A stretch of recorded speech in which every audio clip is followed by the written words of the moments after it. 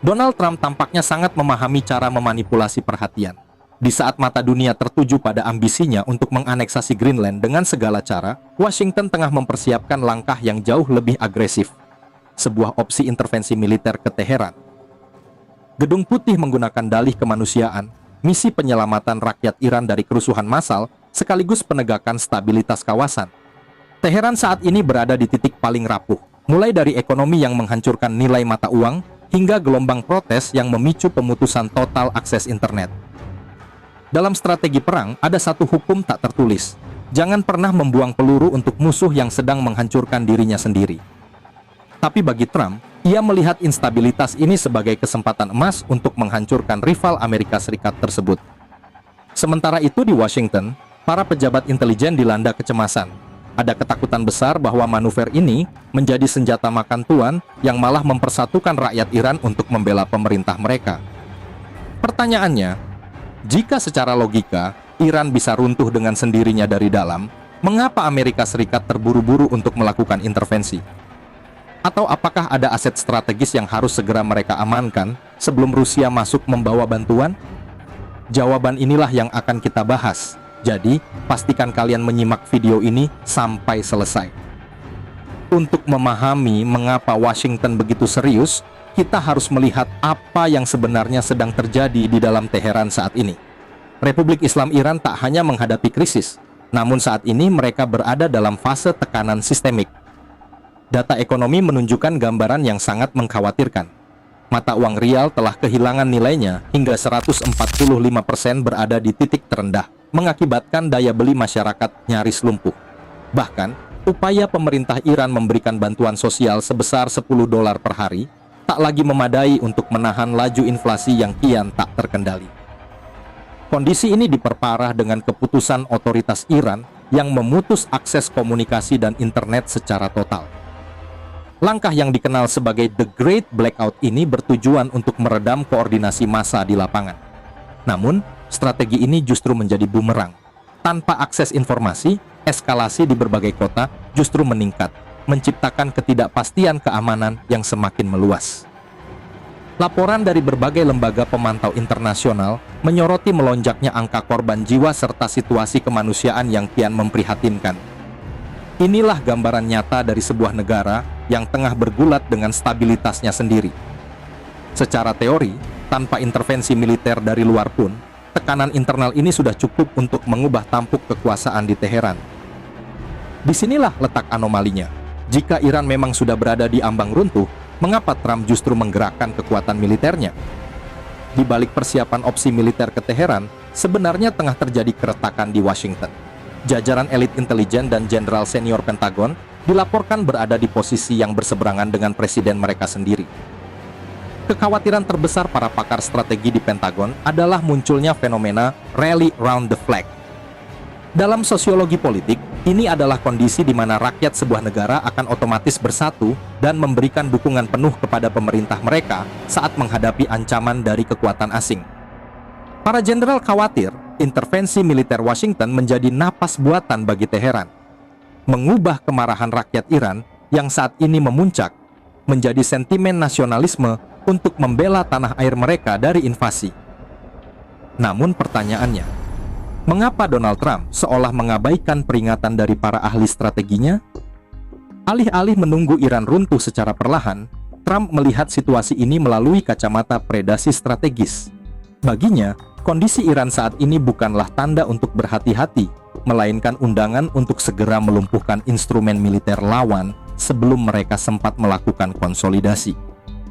Perdebatan di Gedung Putih saat ini bukan lagi soal apakah Iran akan runtuh, melainkan bagaimana cara mereka memastikan Iran runtuh namun bisa berada di bawah kendali Amerika.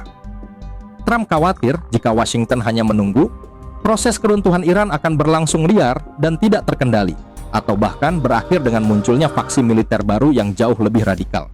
Ada variabel besar yang membuat kalkulasi di Washington menjadi sangat mendesak, sekaligus menjelaskan mengapa Donald Trump tidak bisa sekedar menunggu Iran runtuh dengan sendirinya, yakni kehadiran Rusia di Teheran.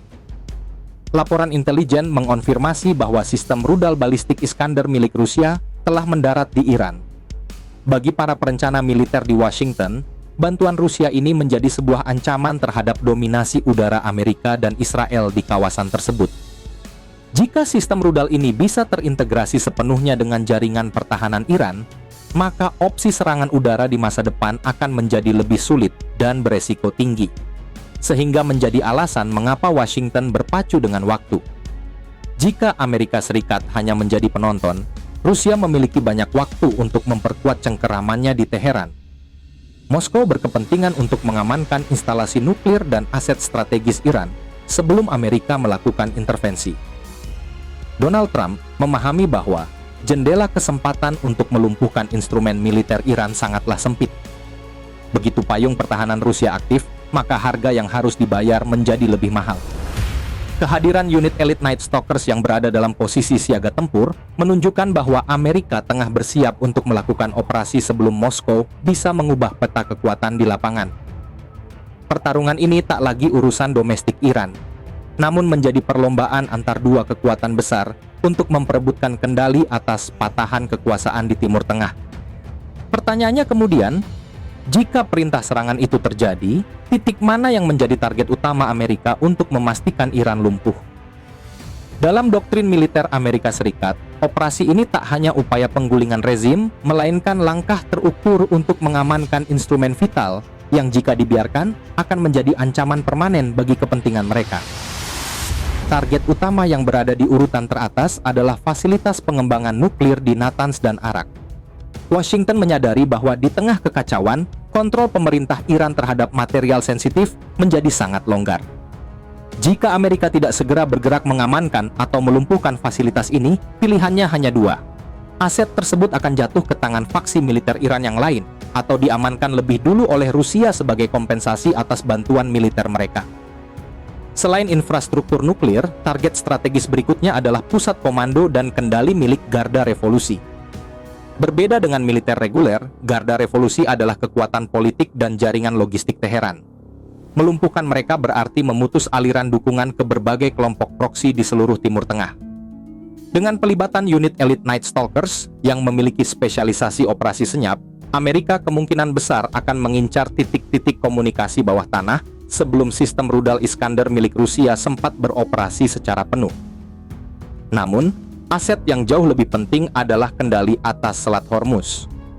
Jalur perdagangan energi dunia ini adalah urat nadi yang tidak boleh dibiarkan tanpa pengawasan. Bagi Trump, memegang kendali atas jalur ini berarti memiliki posisi tawar absolut untuk mendikte stabilitas kawasan, sekaligus memastikan China dan Rusia tidak bisa lagi menggunakan energi sebagai senjata diplomatik mereka. Washington tidak hanya datang untuk menumbangkan musuh lama, mereka datang untuk memastikan bahwa saat debu peperangan lenyap, merekalah yang menguasai aset Iran. Apa yang sedang dipertaruhkan di Teheran tak lagi sekedar soal siapa yang menang dalam pertempuran. Kita sedang menyaksikan pergeseran besar, cara kekuatan adidaya mengelola krisis.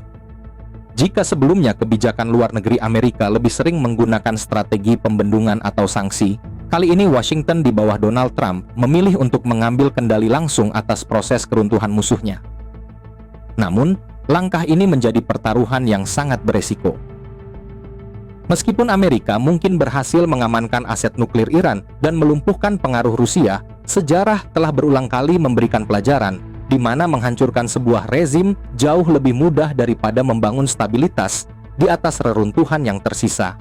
Dunia kini menanti, apakah manuver ini mampu melumpuhkan ancaman Teheran selamanya atau menjadi pemicu konflik yang lebih luas? Dan Amerika akan terjebak dalam pusaran kekacauan di saat mereka mencoba memaksakan tatanan dunia baru. Satu hal yang pasti, di era hukum rimba saat ini, negara besar tidak lagi menunggu sebuah rezim jatuh dengan sendirinya. Mereka akan memastikan perubahan itu terjadi sesuai dengan skenario yang mereka tulis. Bagaimana menurut kalian? Apakah langkah Trump ini adalah sebuah strategi cerdas untuk mengamankan kepentingan Amerika, ataukah awal dari bencana lain? Tulis pendapat kalian di kolom komentar. Sampai jumpa.